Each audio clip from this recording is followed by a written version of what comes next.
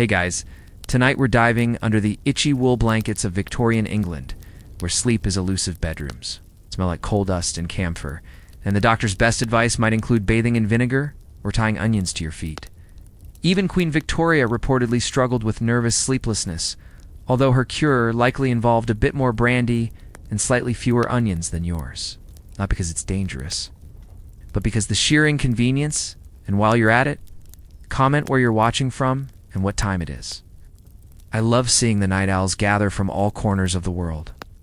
An absurdity of what passes for sleep science might drive you to scream into your feather pillow. Quietly, of course. It's not seemly to make a scene after dusk. You, of course, have no such illumination tonight. Lie still. Don't fidget. Don't think. Try if possible, not to be aware of your limbs. Easy, right? Just the amber glow of a gas sconce that hisses ever so slightly. Cozy, if you're not afraid of explosions. You've tried counting sheep, but somewhere between sheep number 67 and number 93. They all ran off into a foggy field and left you staring at the ceiling again. But in Victorian England, it's become a minor epidemic. But it feels delightfully scientific and sounds better than can tea sleep because I had too many stewed pears at dinner. You're expected to rest deeply, rise early, work industriously, and of course, never speak of your fatigue in public. The sheep return. Number 144 looks smug. No matter how tightly you close your eyes, sleep simply won't come. It's a private failure. Something to be quietly managed. The combination of industrial stress, coal pollution, rigid daily schedules, and rather judgmental furniture has led many a weary soul to lie awake into the wee hours. Or with a single pillow so thin, it might as well be decorative embroidery. Someone is riding home from the theater. You wonder if they'll sleep better than you. Many bedrooms are closed tightly at night, trapping heat, odors, and the ghost of yesterday's mutton dinner. Some elite households do have fireplaces in the bedroom, but remember, chimneys in this era are capricious. You either roast slowly or wake up with soot in your eyebrows. And if you're a woman, that posture must remain perfect even in sleep, or your moral fiber might weaken. No slouching, no curling. Rest your spine as God intended, like an ironing board. The term insomnia itself gains popularity during this time, and doctors write long-winded treatises about it mostly from the perspective of men who assume all ailments begin and end with improper digestion or an overwrought uterus. The ticking of the clock is a steady metronome to your frustration. Across town, another insomniac is attempting sleep by lying in total silence for hours.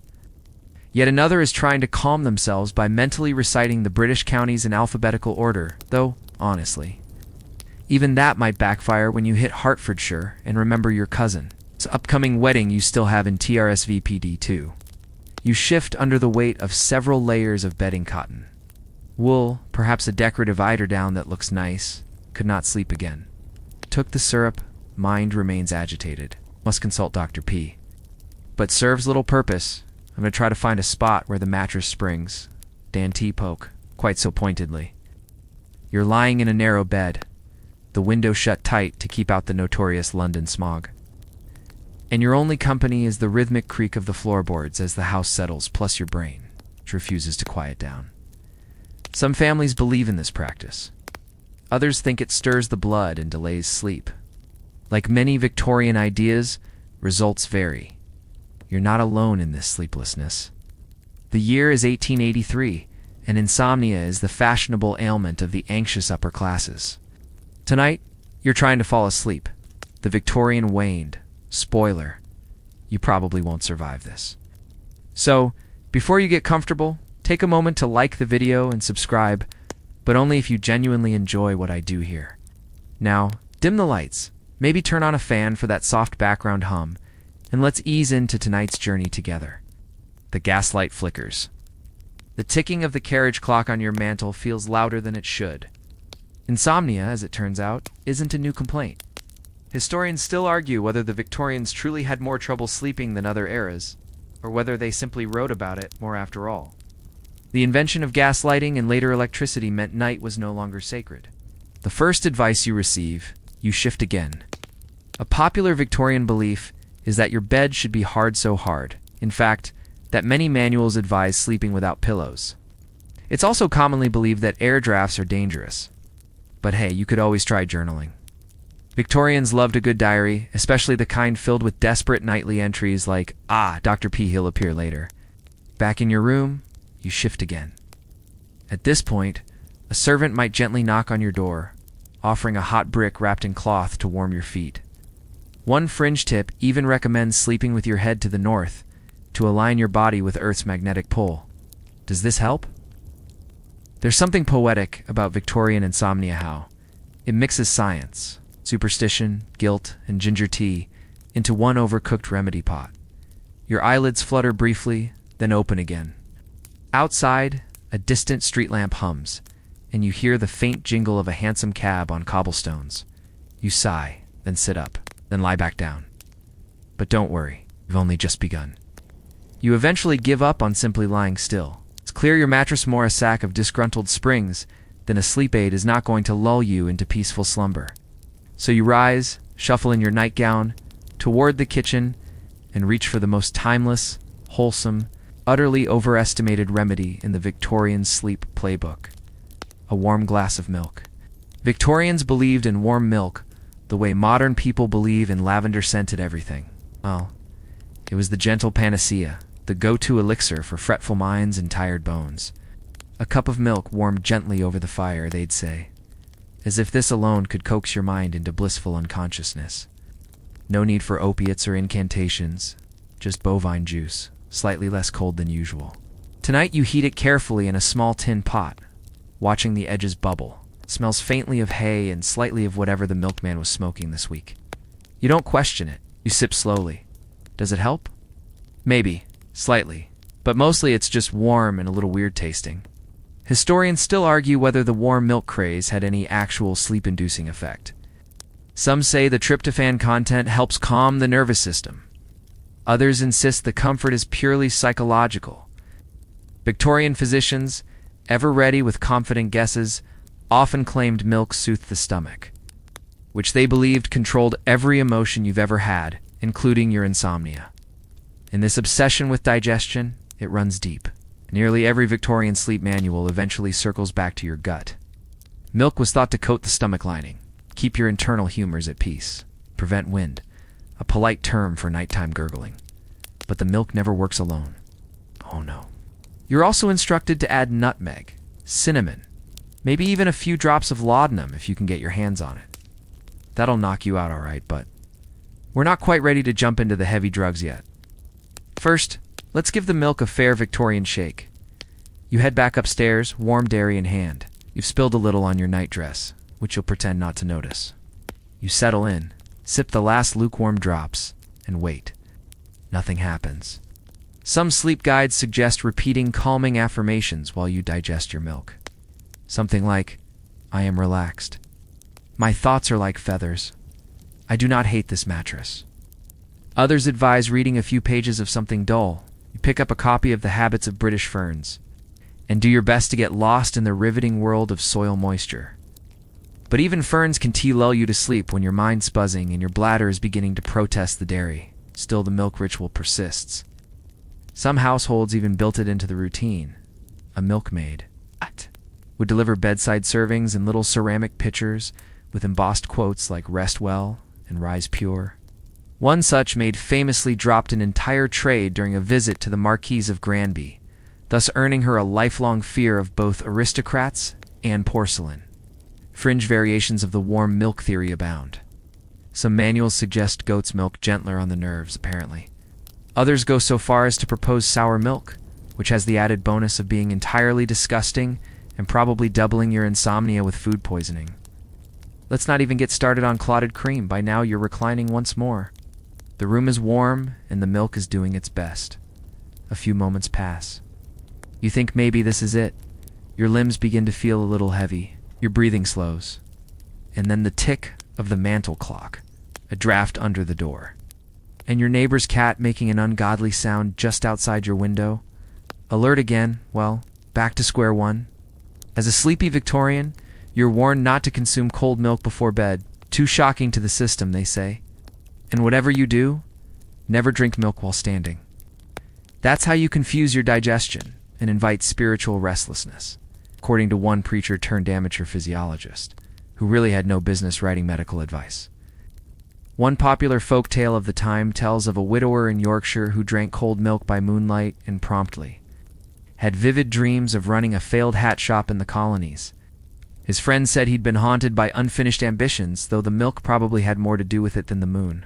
You think of that widower now as you stare at your ceiling and feel the milk turn against you? Not in any dramatic way, just a gentle churning that reminds you it was a terrible idea to consume dairy at midnight, while lying perfectly still under heavy woolen sheets. The truth is, warm milk was never about the science. It was about the ritual. It's a routine of making it, holding something warm in your hands, focusing on a mundane act instead of your whirling thoughts.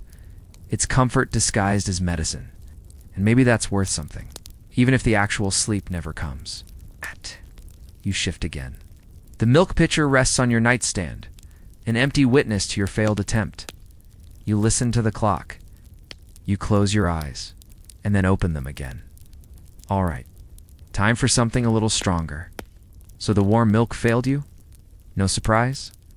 Now you're reaching into the real Victorian sleep toolbox, the one with cork-stoppered bottles, apothecary labels, and a scent somewhere between turpentine and regret. Welcome to the wild world of patent medicines and sleep elixirs.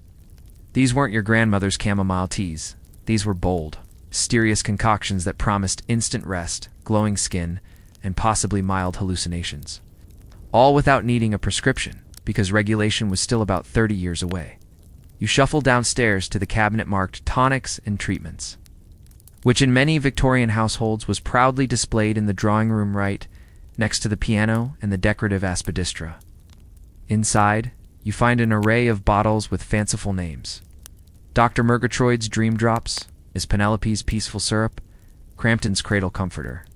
Every label is a miniature work of art. Gold filigree, follet and phrases, and at least one drawing of the moon with a face on it. You unscrew a bottle of laudanum and lettuce infusion, which promises slumber without sin.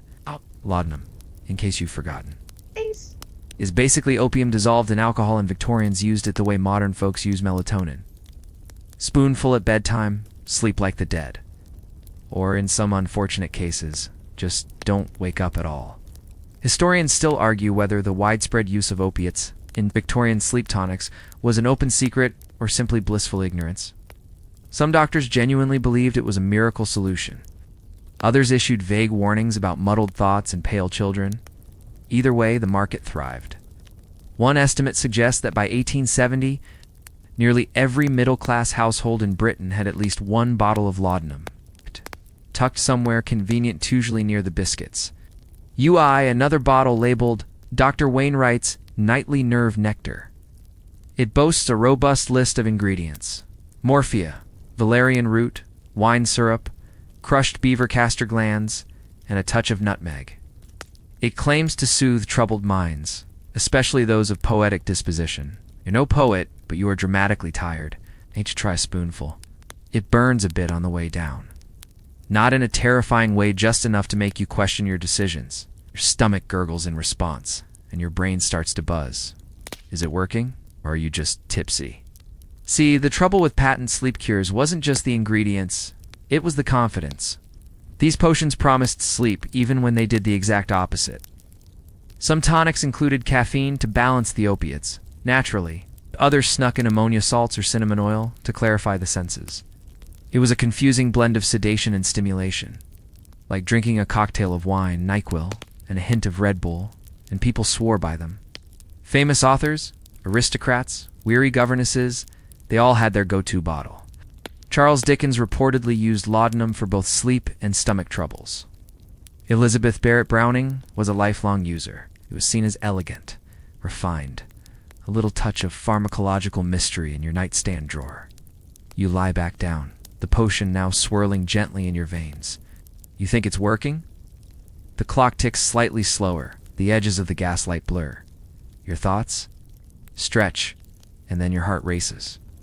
Oh, right, this one had cola nut extract. That explains the jolt. Sit up, blink rapidly, and grab for a second, bottle something soothing this time.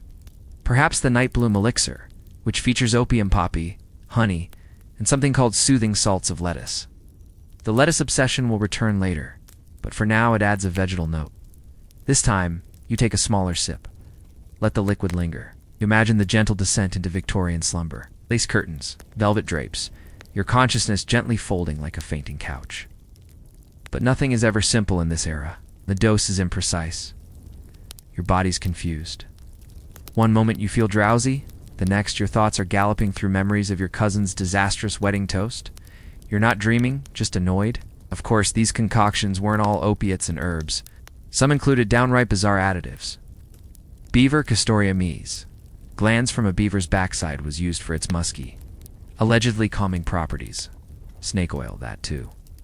And let's not forget chloroform lozenges, which were briefly popular until people noticed they tended to stop breathing. Still, Victorians loved these potions. They were branded not just as cures, but as lifestyle choices.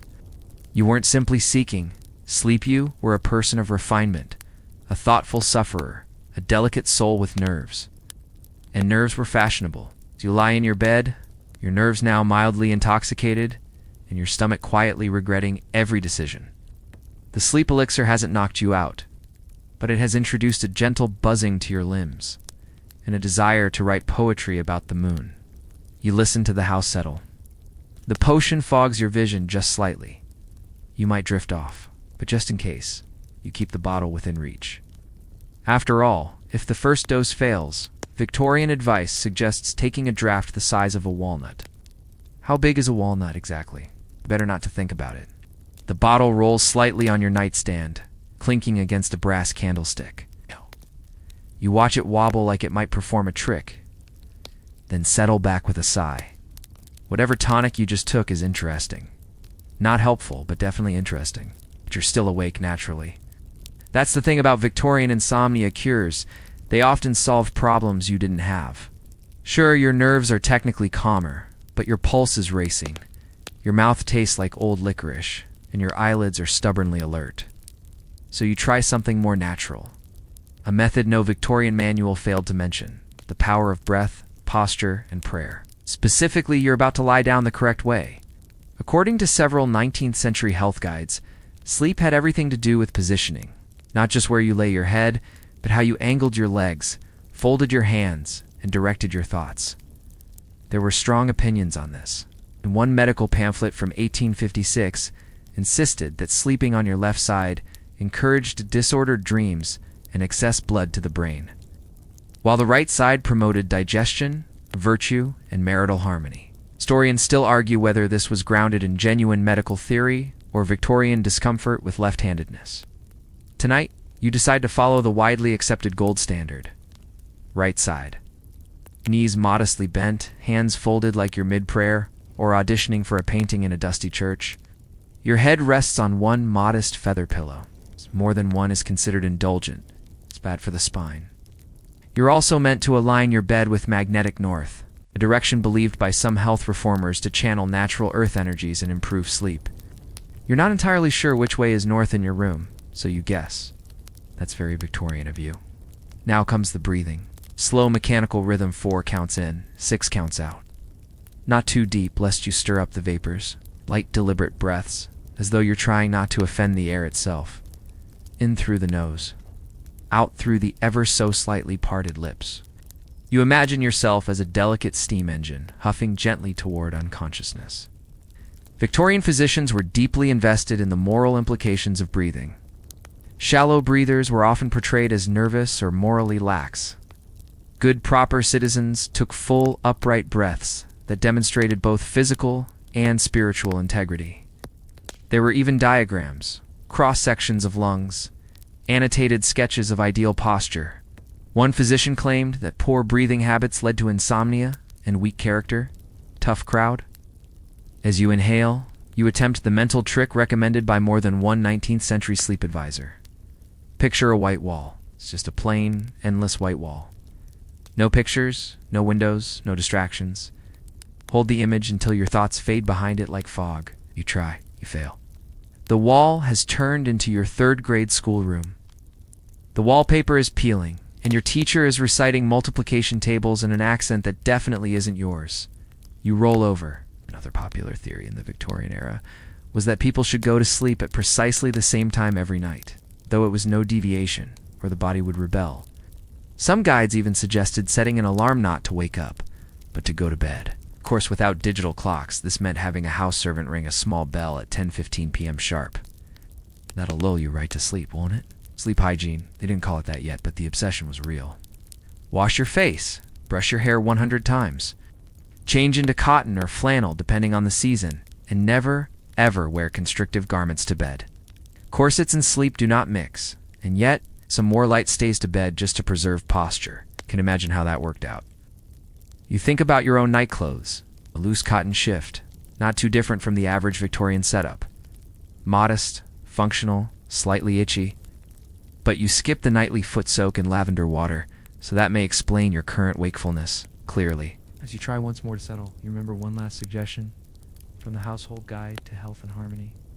Gently hum a hymn. You chuckle quietly, and then hum a few notes of Abide With Me, just to see what happens. You don't fall asleep, but your ceiling does start to feel very judgmental. More fringe advisors promoted full-body relaxation drills. One minister/amateur/sleep-specialist suggested tensing each muscle group and then releasing, starting at the toes and working upward what we now call progressive muscle relaxation. Of course, he also claimed that doing so would ward off impure dreams, which is very on brand for the era. Another swore by toe flexing, wherein you flex and release your toes repeatedly until the brain loses interest in its own thoughts. You try this, it mostly just cramps your feet. Still, there's something oddly comforting about the methodical bodily focus. It's a distraction from the louder things. The ticking clock, the lingering taste of beaver musk, the small but relentless worry that you'll never sleep again. Yet, despite the breathing, the hymns, the posture, and the prayers, your eyes are still open. At this point, the Victorians would shrug and say something like, "Perhaps it is the moon's doing." The lunar cycle was blamed for all manner of sleeplessness, from light dreams to outright madness. Some women were told to sleep in rooms without windows to prevent lunar overstimulation. But you have no moon tonight, just darkness, stale air, and a body doing its best. So you shift again, sigh softly, and remind yourself, you've only tried 3 of the 15 methods in your household guide. Plenty more failed solutions to come. The bed creaks as you turn again, this time settling on your back, despite the stern Victorian warnings against such recklessness. In Invite of nightmares and nocturnal congestion, one guide insists, but honestly, who cares anymore? You've breathed. You've folded your hands like a saint and mumbled him fragments like a tipsy curate. You've sipped more questionable tonics than a Regency-era pharmacist, still awake. So, like any resourceful 19th century insomniac, you turn to distraction. Literature, specifically. You reach for one of the most soothingly soporific forms of reading ever produced Victorian moral fiction. You don't expect excitement, you pray against it. What you need is 300 pages of nothing in particular. Written in dense prose with long-winded subplots about ethical dilemmas involving spoons. You select the journal of Miss Euphemia Sibylla Larkspur, a novel published in 1859 and forgotten shortly thereafter. The cover is embossed with lilies. The title font drips with restraint. Promising signs? The story opens with Miss Larkspur describing her garden in sentences that average 63 words apiece. She considers a rose, then a second rose, then the arrangement of leaves around a rose. 10 pages later, she recalls a conversation about the moral importance of trimming hedges with humility. It is a triumph of tedium, and it's perfect. Reading was a standard Victorian remedy for nervous wakefulness, but it had to be the right kind of book. No ghost stories, no romances, no tales of war or political unrest. Instead, the ideal insomnia literature was gently dull, preferably with religious overtones, or at the very least, someone worrying about curtains. Historians still argue whether Victorian women truly enjoyed these pious tomes, or simply endured them because there were so few alternatives deemed appropriate. Certainly, the publishing market for morally upright sleep prose was thriving. Tire shelves were filled with volumes of noble suffering, quiet endurance, and long walks in ethically landscaped parks.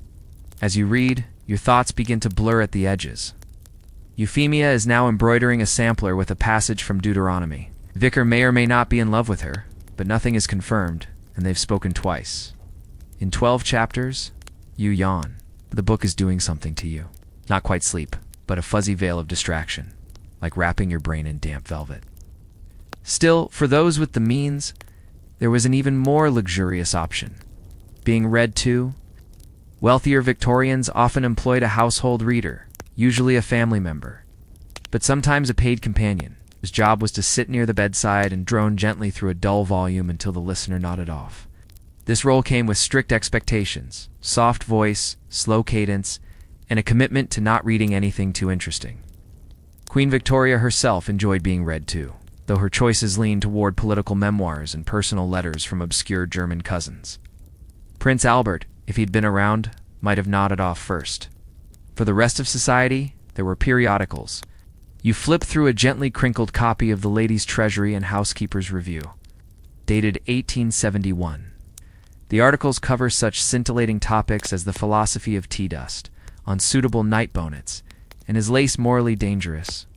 By paragraph 2, your eyes glaze. You try aloud, reading softly, under your breath, the way a Victorian governess might soothe a fretful child. Miss Larkspur is now recalling a sermon about modesty and window coverings. She briefly touches a doily and weeps. This goes on for some time. Ironically, some medical experts of the period warned against excessive reading before bed. One 1860s doctor worried that a rich imagination may be too inflamed by fiction, causing insomnia and improper desires.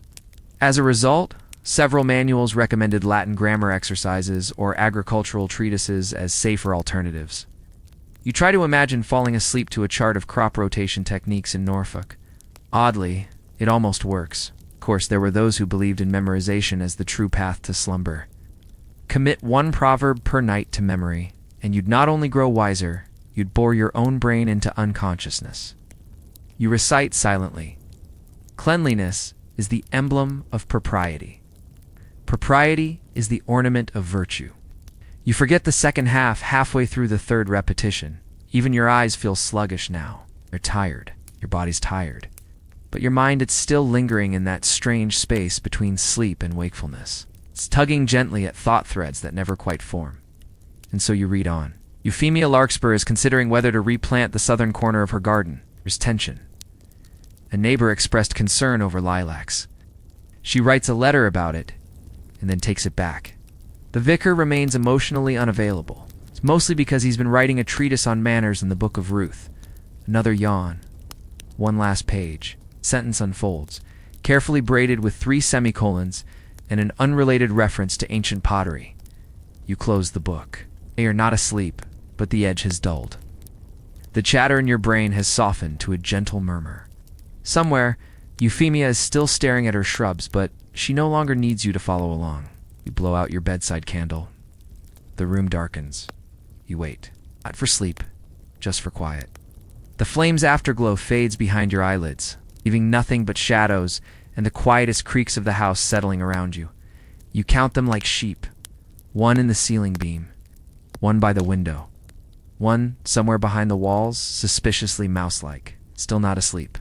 And so, like any resourceful Victorian insomniac, you reach under your bed or, imagine you do, and pull out your final comfort. A homemade device, of dubious design and even more dubious origin. Tonight, you're going to try the head bath. Yes, a head bath, not a full bath, not even a hair wash. Just your head. This was a very real recommendation in 19th century sleep guides. Cool the brain, and the body will follow. Some guides were especially dramatic, claiming that all insomnia was caused by brain heat. One health reformer in 1873 insisted that men had trouble sleeping because of intellectual agitation in the frontal regions. Women, on the other hand, apparently just had too many feelings. The head bath, in its simplest form, involved dipping a soft cloth in cold water, wringing it out, and laying it gently across your forehead while reclining. More elaborate versions required a basin, a towel turban, and a series of timed applications alternating hot and cold water. For extra flair, you might add camphor or lavender oil. Historians still debate whether these ablutions were more ritual than remedy, but the logic remains endearingly simple. Cool the head, calm the thoughts. You fetch your imagined bowl and apply your imaginary compress. It's cool, slightly clammy. Your skin tingles. Maybe it's working, or maybe you've just made yourself mildly damp. As you lie back, you think about how obsessed Victorians were with temperature, especially extremes. The cold air was invigorating, but drafts were deadly. Warmth soothed nerves, but too much heat caused listlessness of the moral fiber. Thus, many sleep guides walked a careful line. Cool, but not icy. Warm, but not sweltering. Refreshing, but never stimulating. You could almost feel them riding in a kind of thermal Goldilocks trance. Of course, if a head bath wasn't enough, there were foot baths too. Warm water with mustard powder was a classic. The idea was to draw surplus blood away from the brain, letting it pool gently in your feet where, presumably, it wouldn't bother you anymore. Victorian medical theory really loved the idea of blood going on little errands. You didn't do the foot bath earlier? Maybe that was your mistake. Still, you focus on the head. Another version of this technique involved wrapping one's head in cabbage leaves. No explanation necessary, apparently. It's just a general belief that cabbage, being simple, hearty, and deeply cooling, could absorb wayward mental energy. Imagine the gentle rustle of leaves settling over your scalp like a sleepy vegetable crown. And then there's the vinegar compress. Some sleep guides swore by dabbing diluted vinegar onto the temples before bed. It revives the moral faculties while soothing the nerve roots, claimed the British herbal companion for ladies. You wonder how something could be both reviving and soothing. But then again, you're the one lying here with cabbage leaves on your mind. Let's not forget the more ambitious contraptions. In 1878, one inventor patented a cranial cooling frame made of polished tin and fabric straps. It looked a bit like a medieval crown, and worked by allowing chilled air to circulate around the wearer's scalp. There's no record of anyone sleeping while wearing it, but several did report headaches, rashes, and an improved sense of dignity. But it wasn't all hardware and herb-scented cloths. Some Victorians believed the heat was not physical, but emotional. One Methodist pamphlet suggested that overheating of the conscience caused sleeplessness. The remedy, confession, even a whispered one. So now, lying still beneath your moist forehead rag, you give it a try. You confess quietly to nobody in particular that you once threw away a letter unopened, that you exaggerated your Latin scores, that you secretly find Miss Euphemia Larkspur insufferable. The room remains silent. No ghosts of past sins, no thunder, just the low ticking of your mantel clock, marking seconds that feel longer than they should. You check your pulse. Still there? Soft breeze. Moves the curtain not much. Just enough to remind you the world outside continues. Somewhere in the distance, a carriage rattles past. In Victorian London, this might be a nighttime growler, a heavy four-wheeled cab used by grocers and insomniacs alike. Or perhaps it's an apothecary's delivery runner, bringing more herbal sleep powders to someone slightly wealthier and no less restless than you. You shift your head, compress slightly. It's started to dry. This is where the Victorians would recommend repeating the application up to 3 times. So you imagine a fresh cloth, newly wrung, cool with ghostly mint essence. It rests on your brow like a blessing. You still aren't asleep, but you're also not fully awake. That strange middle space has widened. Thoughts drift in, but they don't stick. Your mental narrator has grown bored of describing things. The brain heat theory may not have been accurate, but it understood something true. Sometimes it isn't about fixing sleep. About slowing the brain, its little tap dance long enough to let your body sneak into rest unnoticed. You lie very still, though the damp coolness fades. You imagine it lifting like fog. Your hands unclench, your toes stop twitching. Still no sleep. But your breathing has slowed. And maybe, just maybe, your brain has stopped doing cartwheels. That's enough for now. You've tried warm milk, patent tonics, reading, and even head bath sand. Now you find yourself facing one of the more brisk suggestions in the Victorian sleep. Arsenal.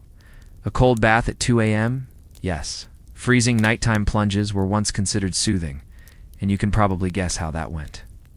As the clock strikes the ungodly hour, you feel a rebellious shiver slither down your spine. In a moment of either desperation or daring, you decide that perhaps the icy shock will knock your stubborn insomnia into submission. You rise from your bed, still wrapped in heavy nightclothes, and make your way down a creaking hallway. You close your eyes, trying to let the iciness focus your attention. You recall reading that some affluent families even installed special baths solely for their nighttime chill therapy, with taps regulating the flow to maintain that perfect icy cascade. Some claim that the sudden drop in body temperature triggers a hormonal cascade that ultimately signals the brain it's time to rest. Others dismiss the method as a desperate, albeit brave, attempt to distract oneself from the torment of wakefulness. Each shudder of cold pulls your thoughts further into a quiet, meditative space, a limbo between alertness and a slow, sedative surrender. You begin to see the merit in this bizarre recommendation. Perhaps this is exactly what you needed. Not an elaborate concoction or a well-rehearsed bedtime story. But would that cheapen the ritual, you wonder? In the half-light of your lantern, the water glimmers with an almost otherworldly clarity, mirroring the quiet resolve that begins to settle over you. Every droplet, every shiver is a reminder that the pursuit of sleep is not always a comfortable one. You remind yourself that such methods, though as severe as they seem, were adopted with the hope that every jolt, every shiver, would eventually yield the gentle embrace of sleep. Your body, though still tingling, starts accepting that this unusual plunge may be the final catalyst needed to bridge the gap between relentless wakefulness and the tender arms of sleep. And yet, there is a peculiar satisfaction in knowing that you're part of a long, odd tradition of seekers who believe that even the most extreme measures could yield that long, elusive, perfect night's rest. Perhaps the pure, unadulterated experience is exactly what the Victorians envisioned. A sincere confrontation with the elements that forces you to both struggle and eventually surrender. The fatigue or a bit of both that nudges you toward a sleep so fragile and fleeting. You are struck by the thought that all of these remedies, the milk, the potions, the reading, and this very ice-cold bath are but different expressions of the same human struggle, the pursuit of rest. And in that shared struggle, you feel oddly connected to those who came before you.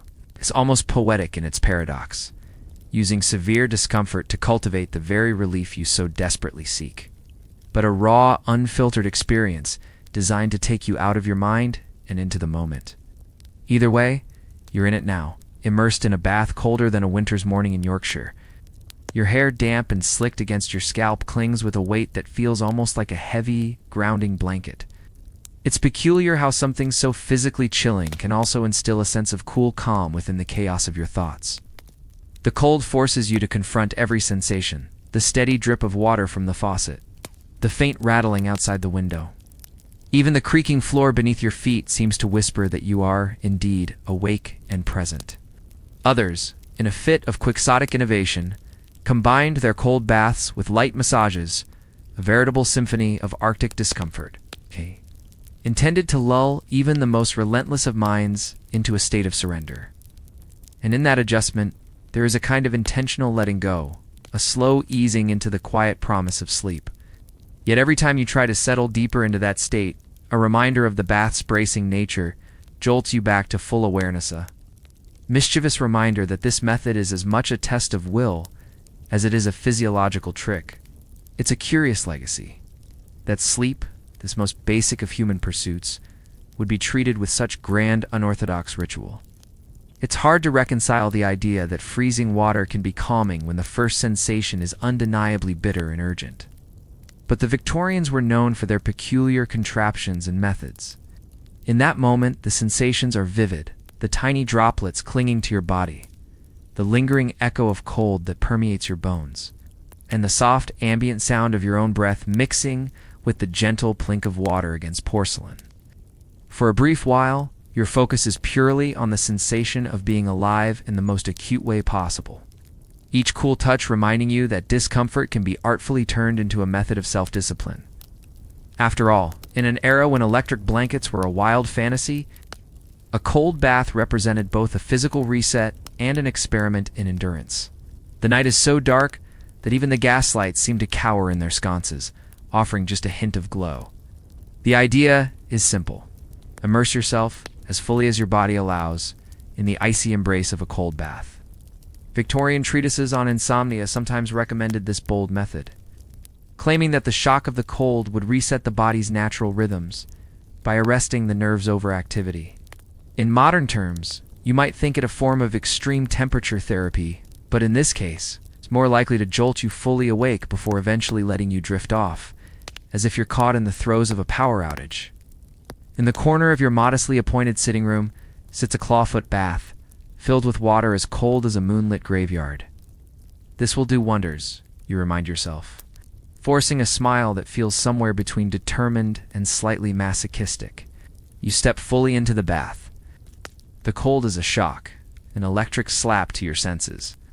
Each second that passes brings an increasing awareness of the water's chill, coursing around your legs, rising up to your waist, and threatening to engulf your entire form.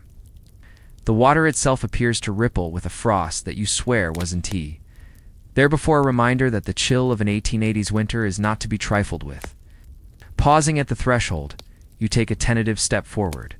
You lower your foot, testing the water. It immediately recoils from your skin with a sharp nip, sending an involuntary gasp echoing down the empty hallway. As you sink deeper, you notice the sensation isn't just about the temperature. It's as if the cold is washing away the clutter of your thoughts, scrubbing your mind like a feisty housekeeper with a bucket of ice water.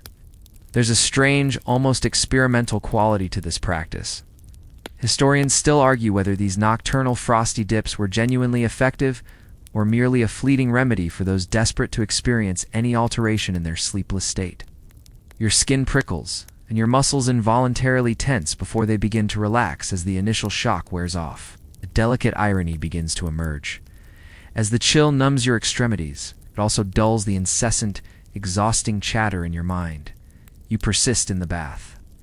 The water, still unforgivingly cold, wraps you in its bracing embrace. The initial shock begins to give way to a strange rhythm. Your mind adjusts to the constant, uncompromising chill. Curiosity tugs at you with the thought of improvements, such as adding a splash of scented lavender or a few drops of eucalyptus to counteract the raw, unyielding cold. You linger in this state, caught between the acute sting of the cold and the soothing promise of a body slowly learning to relax in spite of it. Even now, as you sit submerged, your body acquiescing to the inevitability of tiredness, you are not entirely certain if it's the cold. As the minutes stretch and the cold continues its measured assault, your muscles finally begin to relax in earnest. Your mind drifts into quieter, less insistent corners. And so you remain in the bath, the cold now a background hum rather than a piercing cry.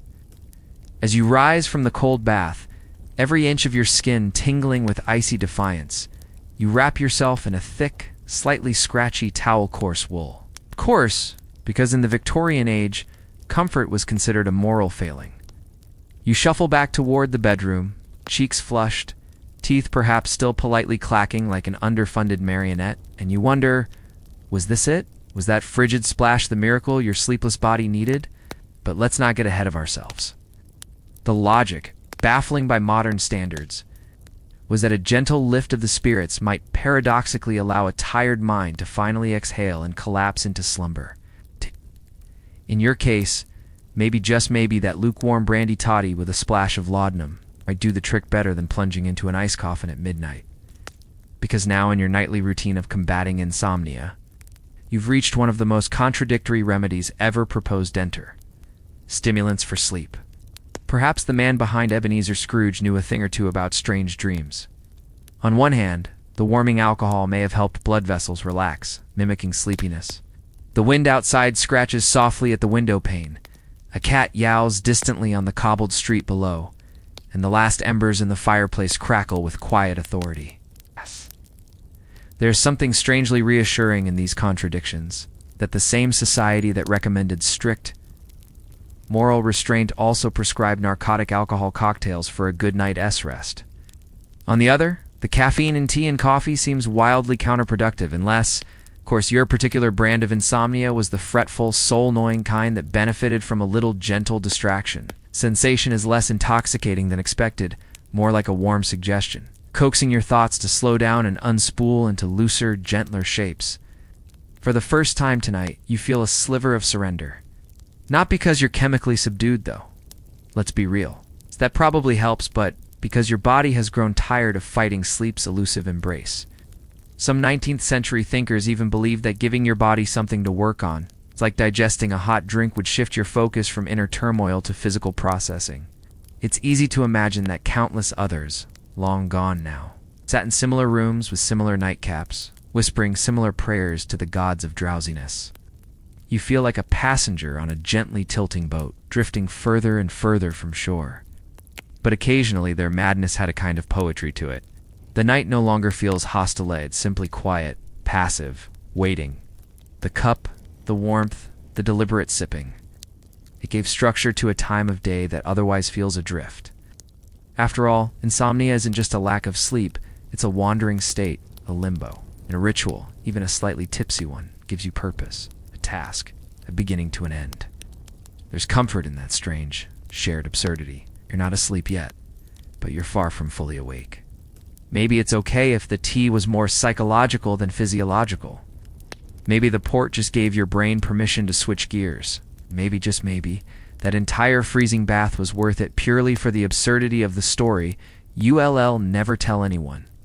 The tea's bitterness lingers just slightly on your tongue, like a polite guest refusing to leave, while the port has diffused into your bloodstream like a velvet whisper. In speaking of dreams opium, Victorian physicians frequently prescribed laudanum as a cure-all for coughs, colds, nervousness, indigestion, and yes, sleeplessness. Even children were dosed with syrupy mixtures containing small amounts of opium to hush them into compliant slumber. Thankfully, we've evolved, mostly. Of course, they often added that it should be taken in moderation and not habitually, though those qualifiers seem to slide conveniently into the footnotes. Let's be honest, if you're sipping opium-spiked port at 3 a.m. and calling it moderation, you've already lost the plot a bit. A small tray rests on the side table, a steaming cup of sleepy black tea, and a glass of fortified wine. Warmed by candlelight, the tea is floral and just bitter enough to make you question your decisions. The port is sweet, dense, a little like drinking velvet, but velvet that's been fermenting in your eccentric uncle's cellar for 3 decades. Still, it warms you, and for a moment, you begin to feel that soft, lulling haze you've been chasing all night. This combination would have passed as fairly standard among the Victorian elite. Indeed, some medical guides from the era actively encouraged a hot drink, preferably alcoholic, before bed, under the pretense that it would quieten the overtaxed mind and stimulate languid digestion. Yes, really. Tea, coffee, port wine. Even small doses of opium. Many Victorians dabbled in the art of using mild excitants to lull the body into rest. You settle into your bed again, tucking your freezing feet under the coverlet as you prepare to test this curious suggestion. In the quiet hush of the night, you sip cautiously. You recall that Charles Dickens himself was rumored to prefer a glass of sherry before bed. Historians still argue whether these stimulant-sedative combos actually worked or were just a cozy placebo. As you contemplate this paradox, you feel a creeping warmth rise through your limbs, a sleepy heaviness that might be relief or simply well-placed exhaustion. You stretch out, the coverlet now feeling less like a prison and more like a comforting quilt woven from every odd ritual you've tried tonight.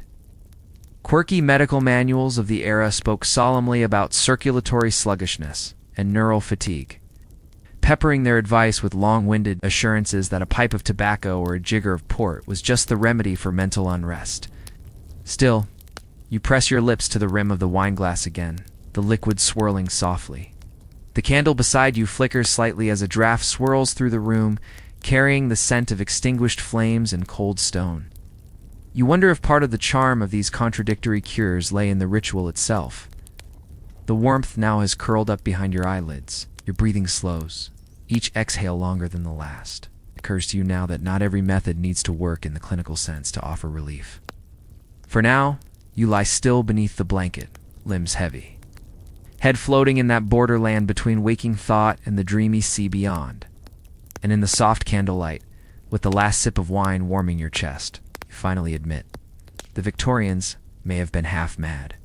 You wake not wake exactly, drift perhaps, float up from some foggy layer of awareness, still nestled under the same heavy blanket. The faint taste of port clinging to your mouth like a half-forgotten dream. The candle has burned low, the puddle of wax hardened into a white petal-shaped pool. The clock ticks, slow and steady, somewhere behind your eyes. It didn't last. That pocket of rest teased you, maybe even cradled you for half an hour. But now here you are again awake and restless. though the Victorians certainly had their shadow economies for everything. We were talking about a real and surprisingly respectable profession, the night nurse or sleep attendant. To provide presence, someone to stave off the loneliness that crept in when even the gaslights seemed to flicker in boredom. In wealthier households, these individuals, usually women, were employed specifically to watch over someone suffering from long-term insomnia or nervous wakefulness. So what next? She reads softly from Milton or Tennyson. She knits. She hums barely audible lullabies, suggesting that hiring someone to watch you not sleep sounded more like aristocratic guilt than medicine. Nighttime was when melancholia stirred, when worries took on monstrous shapes. Without electricity, there were few distractions, so to lie awake for hours in silence, without a flicker of company, could feel like an existential prank played by your own mind. She fetches warm milk or gently adjusts your pillows like a Victorian human sound machine, you whisper aloud, just to see how it feels. Eliza, please fetch the valerian tonic. You are thoroughly pampered in your imagination, though you do briefly wonder if she's judging the slight smell of brandy on your breath. But still, the room doesn't feel quite so empty. One notorious case in 1883 tells of a sleep attendant who kept a detailed diary of her employer's nightly mutterings, convinced he was uttering clues to a hidden inheritance. When confronted, she claimed she was just thorough in her duties. Whether that included decoding snore patterns for financial gain is still delightfully up for debate. To know you're not alone in your suffering, in a time when mental health was barely understood and sleeplessness was often categorized as neurasthenia or a sign of spiritual weakness, simply having someone nearby who didn't expect anything from you, that was quietly radical. And read me that dreadful poem about sleep again, won't you? Occasionally, she records your sleep behavior in a leather-bound log did you toss. Did you mutter? Did you attempt to eat the lamp again? But as you lie there, picturing the quiet chair, the steady knitting, the scent of rosewater wafting from your companion's cuffs, you do feel something shift. Not sleep, not yet, but a softening. A sense of being held by the idea of care. Enter the professional sleep companion. Her insomnia was well known, her grief monumental, and her palace filled with echoes. A companion in that context wasn't just practical, it was a threat of sanity. No, not that kind. Families often shared beds not out of sentimentality, but necessity. Children, parents, grandparents, all huddled together for warmth. Warmth! And while it wasn't exactly spa-like, the human presence had its own sedative effect. The rhythmic breathing of someone nearby, the gentle creak of a shared mattress, created a kind of ambient comfort. Some attendants were trained in the more clinical arts, administering tonics, applying compresses, even performing gentle scalp massages with castor oil to soothe the agitated mind. The silence could be deafening. Enter Miss Witherington and her soft recitations of Longfellow. No companion in sight. It's just you, the candle's corpse, and an increasingly questionable cup of lukewarm tea. Still, you try to summon the spirit of one. Perhaps Miss Eliza Witherington, your fictional aide, sits upright nearby, humming a dirge-like lullaby in D minor. The role straddled the line between maid, nurse, therapist, and mobile aromatherapy unit. Imagine it. You're the insomniac aristocrat. Let's say your name is Lady Eugenia Tickleworth's Norbottom, and every night, your paid companion sits quietly in a straight-back chair beside your bed. The companion's job wasn't to solve the insomnia. It was to buffer it, to observe it, and it wasn't always genteel. As you imagine this, you glance at your empty room. Historians still argue whether this role was more therapeutic or theatrical. Was the comfort of a companion a genuine treatment, or just a performative placebo for wealthy people who couldn't bear to suffer alone? One 1870s medical journal insisted that no remedy for sleeplessness in the genteel classes is as consistently effective as the quiet constancy of a trusted presence. Others scoffed at the idea, but for many Victorians, solitude wasn't just uncomfortable, it was dangerous. You roll onto your side now, trying to pretend that your pillow is an understanding friend with strong opinions on lavender compresses. No answer, naturally. In poorer households, sleep companionship took on a different form. But if you were wealthy and alone in your cavernous manor, even Queen Victoria reportedly employed nighttime readers and comforters in the years following Prince Albert's death. You sigh and close your eyes again, pretending Eliza is gently combing your hair with a silver brush, whispering sleep-themed Bible verses. The idea of paying someone just to be near you at night might sound indulgent now, but it taps into a deep human need to be witnessed. Of course, some companions took their duties a little far. Tonight, no one's decoding your sighs. A faint rustling in the corner of your room. It's just the breeze. Perhaps, but in your Victorian mind, always primed for melodrama and mystery, it could just as easily be a lurking maid. Specifically, the very curious case of prescribed nocturnal exercise, or a ghost. Still, you remain still beneath the covers, your breath slow, your eyes heavy, but still open. You tiptoe toward an open space between your wardrobe and the tufted chaise. One might imagine you in the midst of a war that you've interpretive dance under the influence of questionable medicine. But no, this is doctor's orders. You are tired, profoundly so. Yet sleep, the coy little gremlin, continues to flirt and flit just beyond reach. And while it may feel faintly ridiculous, there's also something oddly beautiful about it. This ritual, this reaching. You begin to understand why someone would recommend it not as exercise, but as choreography for a weary soul. There were restorative corridors built into manor homes long, carpeted hallways with gas lamps designed for gentle pacing. Lady Tansby of Kent reportedly walked hers in slow laps nightly, whispering psalms between breaths. Others built exercise parlors, which included equipment not unlike early treadmills, hand-cranked belts, and resistance wheels operated in corsets and slippers. The storm in your mind has, for the moment, been given a rhythm. The body, bored of movement, now craves stillness. The light exercise has pulled you closer to the quiet gravity of sleep. But you are warm, limbs draped like cooked noodles, breath syncing with the rhythms of a world that slowly, gently no longer requires your full attention. And for all its eccentricity, it makes an odd kind of sense. Insomnia is movement of the mind. Perhaps stilling the mind sometimes requires a little movement of the body. You climb back into bed, not with frustration, but with intention. The sheets no longer seem like adversaries, but invitations. You may now imagine yourself atop one, gently rotating a mahogany flywheel while your hair is delicately braided by candlelight. You've tried cold water, hot wine, silent companionship, scented air, but tonight, let's try movement. The blood has stirred. And your thoughts, once like a tangled ball of yarn, seem slightly more linear. Not fixed, but unknotted. Yes, some Victorian. Doctors, especially those teetering on the more experimental edges of nervous disorders, encouraged light movement during bouts of insomnia. Picture it, a drawing room full of sleepless Victorians, bobbing up and down like jack-in-a-boxes, convinced that inertia would lull them into dreams. Not a jog around Hyde Park, of course, but perhaps a midnight stroll through the drawing room, or more bizarrely, a gentle series of calisthenics performed by candlelight in your nightshirt. It's a routine pulled from an 1862 pamphlet on neurological energies of the night, which insisted that the gentle exertion of limbs invites circulatory refreshment and psychic calm. So now you rise again. The floorboards are cold, the room dim, but you imagine Eliza would have approved of your little workout. Perhaps she would have clapped politely, or, more likely, jotted a note in her logbook. Patient attempted swan dance beside the armoire. Recommend additional warm milk. Your first move, a light toe touch.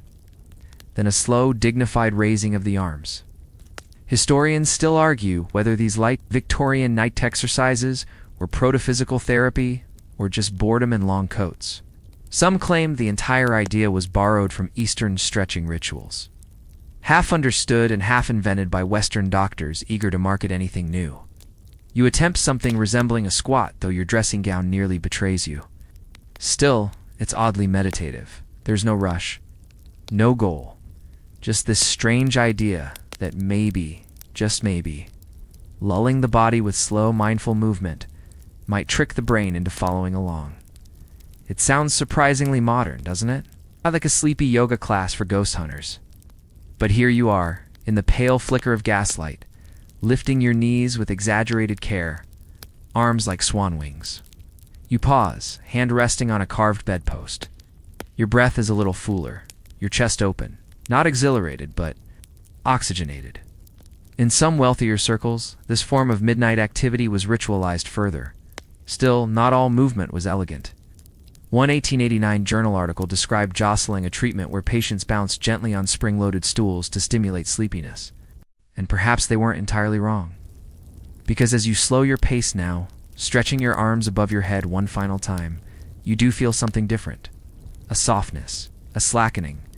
In your peripheral vision, the faint outline of your companion's chair remains empty, desolate, allowing your heart rate to ease. The wind outside is stronger now, rattling a shutter. You wake again, though now it's harder to tell if you've truly slept or simply blinked your way into another hour. The room has shifted slightly darker, quieter, as if the world has exhaled. You stretch a little beneath your blanket, the fabric creased like an old map. Your dreams, if they happened, left no trace. Your body feels softer, your thoughts slower. Still, some corner of your mind whispers, "What haven't we tried yet?" The answer comes, not in the form of a tonic or a tonic-bearing Eliza, but in the distant hum of electricity. Yes, we've arrived at one of the more bizarre corners of Victorian sleep science: electrotherapy. Why wouldn't it also be the cure for sleeplessness? At the end of the 19th century, electricity was the iPhone of its day new. Thrilling, terrifying, and applied to absolutely everything. A sign outside reads, "Restful currents for nervous minds, by appointment only." You are greeted by a man in pince-nez glasses who looks suspiciously like he's been electrocuted at least once. But there is a strange peacefulness in the hum. A soft current running beneath your skin, like a lullaby made of static. It promised to bathe the restless and harmonious pulses of energy. Let's be honest, you'd probably have tried it by now too. According to advertisements, the device could also improve memory, prevent nightmares, and cure compulsive poetry recitation. Sadly, the only documented result was scorched sheets and one angry parrot. Wonder if modern sleep machines, those white noise apps and gentle vibration pillows, are just refined versions of the same electrical fantasy. Your mattress, humble and unelectrified, feels like a friend again.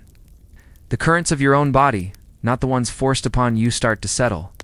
The hum of Victorian electrotherapy still echoes faintly in your ears, like a lullaby from a steampunk dream. It overrides the internal chatter. Your thoughts are no longer arguing, they're humming in harmony. The sheer effort it took to force sleep into submission using tools and tonics and electrical improvisation proves one thing. Victorian insomnia was indeed just a nuisance. It was a full-time job. Sort of. The apparatus is removed, and your clinician scribbles something in a notebook, perhaps noting your twitching left eyelid or your subtle look of betrayal. "Return tomorrow," he says, "and we'll try the copper coils." They trusted both angels and steam engines, often in the same sentence. He beckons you into a low-lit room. You imagine yourself now in a small London clinic wicker. Furniture, thick drapes, and a tinny bell above the door. And here, your therapy begins. There were handheld electrodes placed along the temples or spine. There were full-body contraptions that looked like a chandelier had fallen into a corset. Early sleep electrotherapy came in many forms. There were electrified headbands, which promised to massage the brain's surface with gentle vibration. The idea was simple: stimulate the nervous system just enough to confuse it into calming down, like scaring a hiccup away. The current begins. A slow, ticklish buzz. Your eyebrows twitch. Your teeth feel like they've forgotten their job. But you endure it because this is science, or something very close to it. You sit calmly in a velvet armchair as two electrodes damp with saline and smelling. Vaguely of brass and despair are placed on your forehead. Historians still argue whether this early electrotherapy had any real biological effect, or whether the sheer novelty of IT combined with the powerful placebo of pseudoscience was enough to lull the brain into submission. One 1893 study boldly claimed that patients exposed to nightly pulses of mild magnetoelectric sleep baths reported shorter sleep onset and deeper dreams. Another paper countered that most simply fell asleep from boredom, or in one case passed out from a mild electric shock. Your own Victorian experience, thankfully, does not include fainting. Back in your real bed, you imagine the sensation again. One particularly eccentric invention from 1897 involved an electro-lulling chamber, in which the entire bed frame was subtly charged.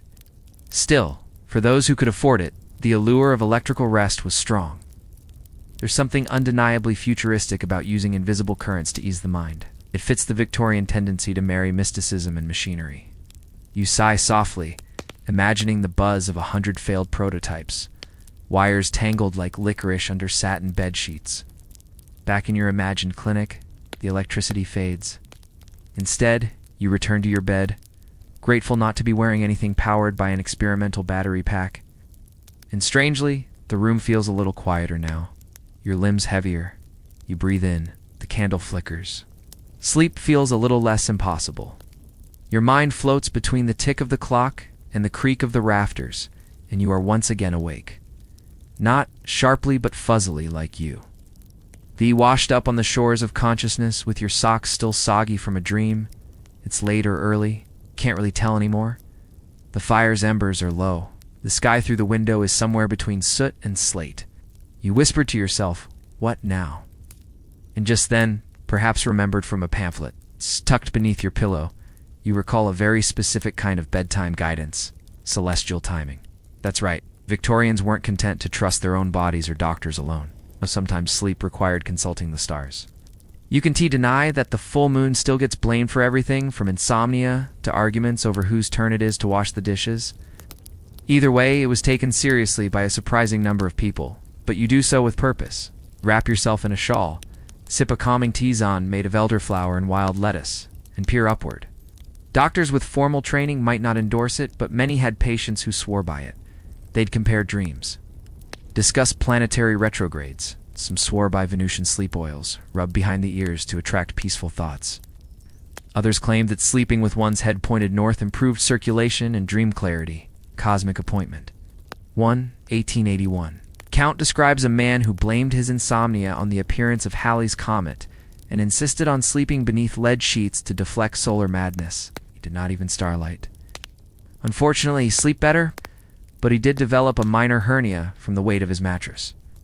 And whether the stars are aligned or utterly ambivalent, you're 1 inch closer to rest. You aren't failing to fall asleep, you're simply not yet scheduled. And if you're lying awake at 3:07 a.m., you might find yourself peeking out the window, searching for a sliver of silver logic in the sky. You flip to tonight's date. The page reads, Moon in Virgo. Avoid sleep before the second hour of Mercury's influence.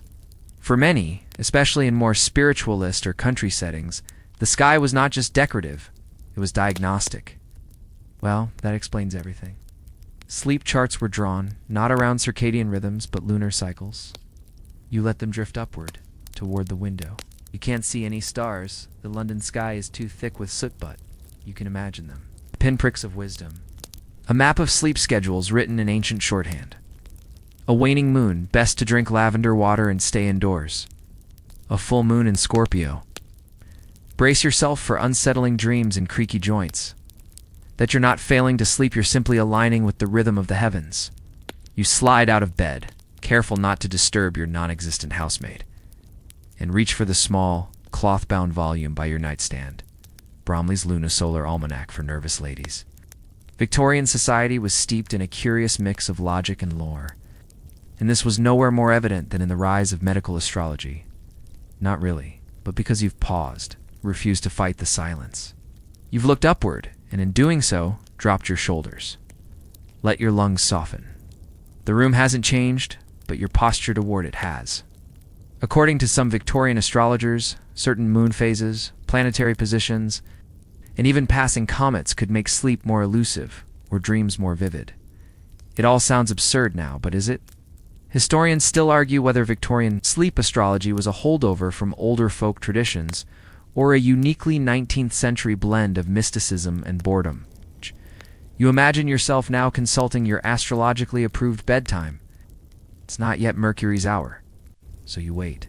Sleep, in this context, becomes a kind of ritual, and perhaps that alone is soothing.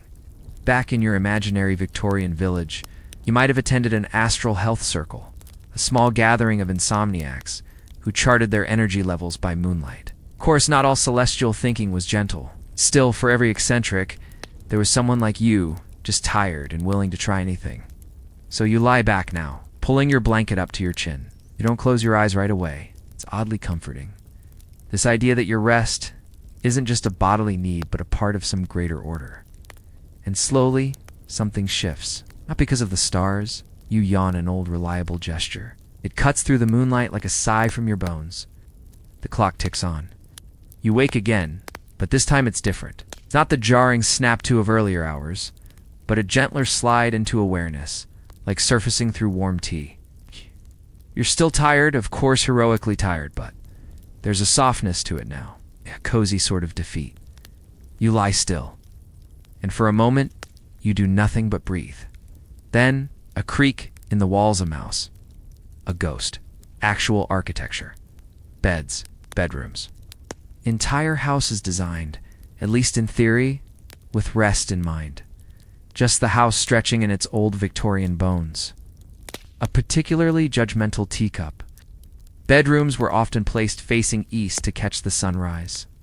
While certain wallpaper patterns were believed to soothe the mind, blue and lavender were in. Anything to crimson or gilded might excite the blood. Your feet are warmed by socks you didn't know you needed. Your head naturally wears a soft cotton cap knot because it helps you sleep. This wasn't always about affection. It was frequently about hygiene, snoring, or wildly differing opinions on how many windows should be open.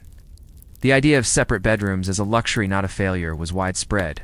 But because everyone in the illustrations seems to be doing it, Victorian sleepers were dressed for modesty, not mobility. No, which brings you, quite naturally, to your next stop in this foggy midnight meander. The architecture of sleep itself. Not metaphoric architecture, mind you. Just the quiet insistence that where you rest matters. That softness can be built into your surroundings, even when the mind refuses to soften on its own. You probably imagine a Victorian bedroom as either romantic and floral or stern and drafty. In truth, it could be both, and it was often neither. This was especially common in the countryside and in warmer regions. The idea was simple. Fresh air helped with everything. So why not build a screened-in porch with a bed or two, where you could sleep surrounded by chirping crickets, distant owls, and the occasional overly curious squirrel, only to be met with a sleepy groan and a face full of lavender pomade. For the middle and upper classes especially, sleep arrangements were as much about status and sanitation as they were about comfort. Privacy was sparse, and sleep was communal, but no less sacred. The bed was typically large, sometimes comically sewed with carved mahogany or iron frames, and high enough off the floor that a small child would require assistance or a running start. Windows were opened, closed, then reopened, and covered with gauze. Oh. The world smells like moss and milk and something forgotten in the hedgerow. One invention from 1879, a respiratory funnel, claimed to purify indoor air while you slept. By channeling it through eucalyptus bark and a damp sponge, reviews were mixed. One woman claimed it helped her fall asleep faster. Another accidentally set hers on fire with a bedside candle. Step up the plush stool, pull back the heavy brocade drapes, and clamber in. Don't forget to test the mattress, which is likely filled with horsehair or straw, and possibly home to a few mildly historical bedbugs.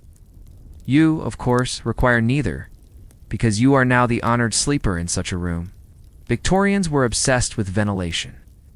The phrase night air was used with the same hushed dread we now reserve for unfiltered tap water, or airport sushi.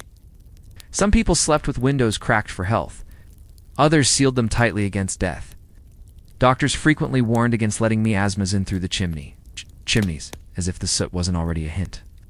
Historians still argue whether the Victorian ventilation obsession genuinely improved sleep, or simply added one more anxiety to bedtime routines.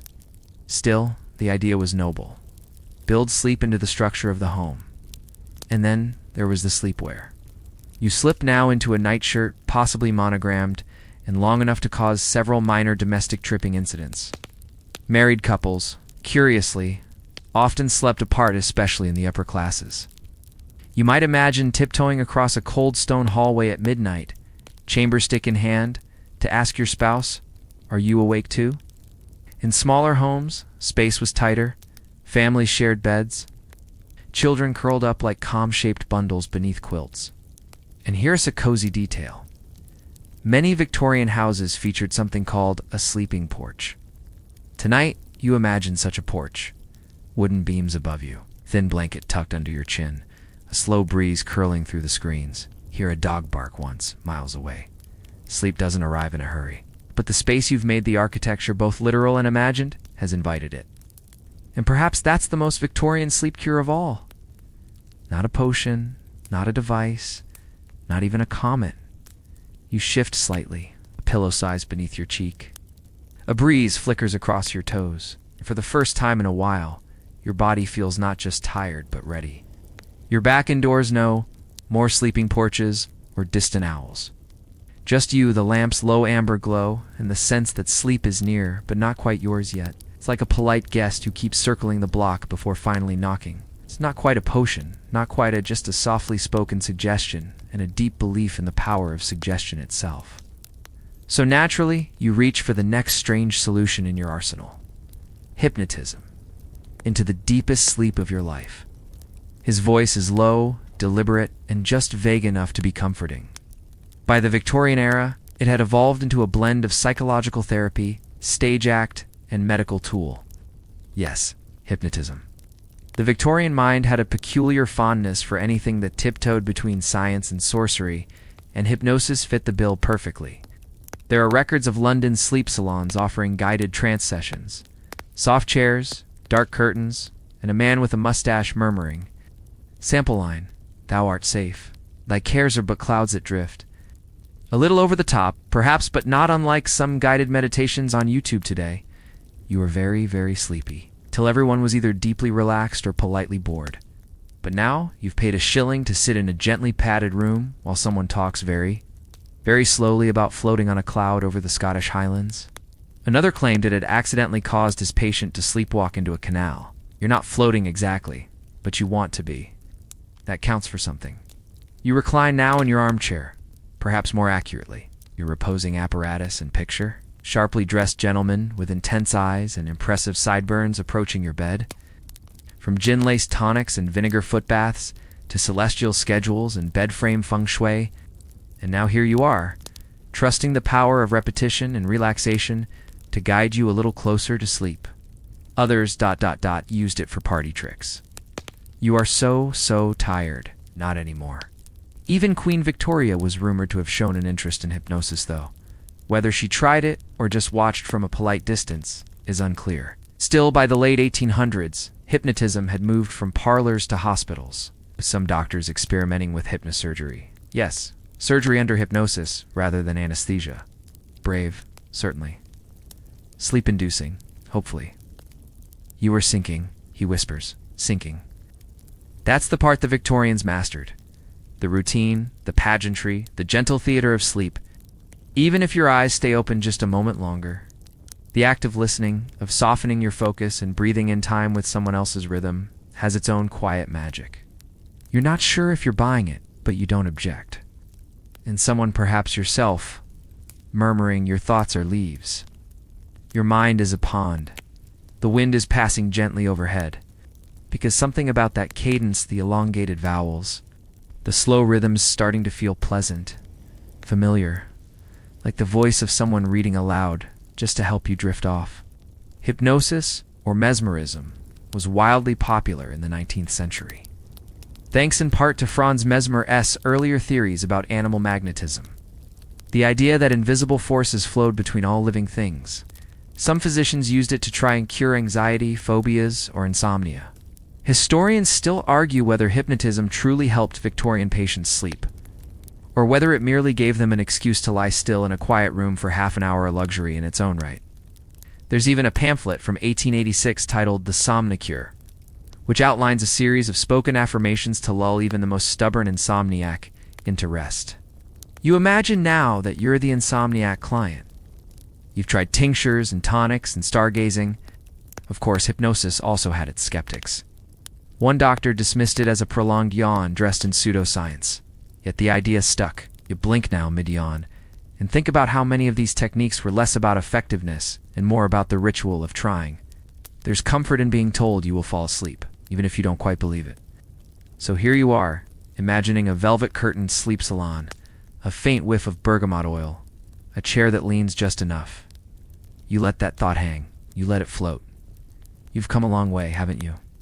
It doesn't really matter if you believe in it, because the voice, whether real or imagined, is slow and warm and oddly convincing.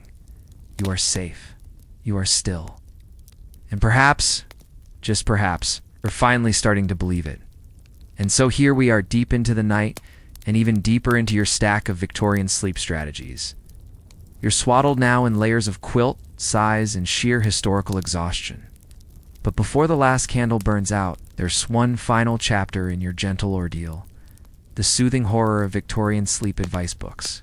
Because naturally, the Victorians didn't just do all these things, they wrote about them at great length, with great passion, often in fonts too small to be humane, in its nocturnal poisons, and the ever-popular good sleep through proper posture, parsimony, and prayer.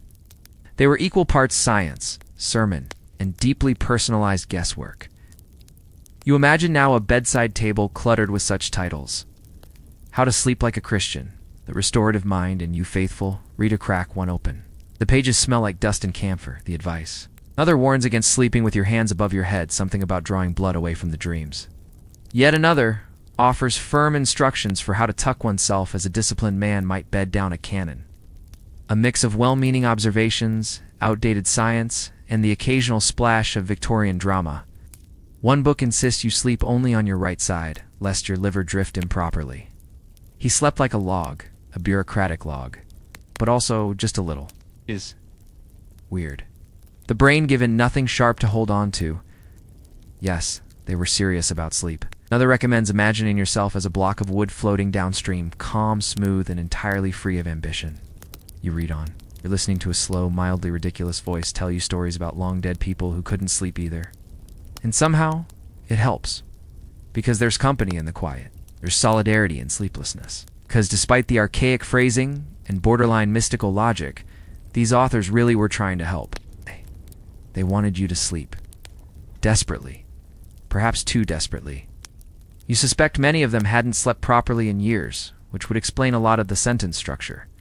And so, Victorian manuals often included long, pointless lists. The names of Greek philosophers alphabetized by beard length, lists of foreign post offices, or all known varieties of hay. In Enemies, the author closes with a soft suggestion that perhaps sleep, peace, cannot be caught or chased, only invited. And once invited, it will arrive not with thunder, but like fog across the hills. Slowly, thoroughly, kindly. One guide insists that a full glass of warm milk, stirred clockwise exactly 13 times, was the secret to dreamless sleep. There's something oddly comforting about it all. One of the most frequently cited cures, monotony. That's right. The idea that if you could just think about something unbearably boring, you'd eventually pass out. You think you're joking, but you're not. Let them unravel like ribbon across a wooden floor.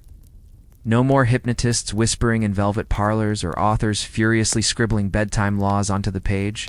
There's a recorded case of a man who successfully fell asleep each night by mentally reviewing the tax codes of the East India Company. And tonight, at last, you rest. Just the gentle pull of gravity and the knowledge that somewhere in the distant echo of history, someone else couldn't sleep either, and they, too, finally let go. Historians still argue whether the success of this method came from the subject matter itself, or simply from the comfort of predictability. A slow, droning rhythm, sense of control. Your pillow is soft, your toes are warm, and the air around you hums faintly with the memory of turning pages. It's ticking clocks, and dreams that once hovered at the edge of gaslight.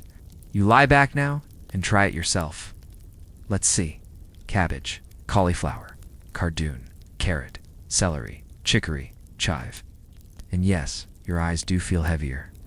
In a sense, these books are the ancestors of this very moment. You're not alone, even now. In the last few pages of one such book repose, its virtues. And as you lie there foggy, thorough, and increasingly horizontal, that idea doesn't seem so far-fetched. You yawn, your shoulders sink. It's almost time. The books close, the candle flickers, the room fades, and with it the past. Before you drift all the way into sleep, let the last edges of this world melt gently away. There's no more need to chase anything, no more potions to sip or windows to crack. All that's left now is you, breathing, quiet, safe. You are tucked in a bed that feels older than time, but warmer than you expected. Let your thoughts grow long and slow. There's nothing more to do. No more cabbage lists, no comet charts, no vinegar socks. You are part of that long, drowsy chain now, so close your eyes. Feel the last of the weight sink out of your body and sleep.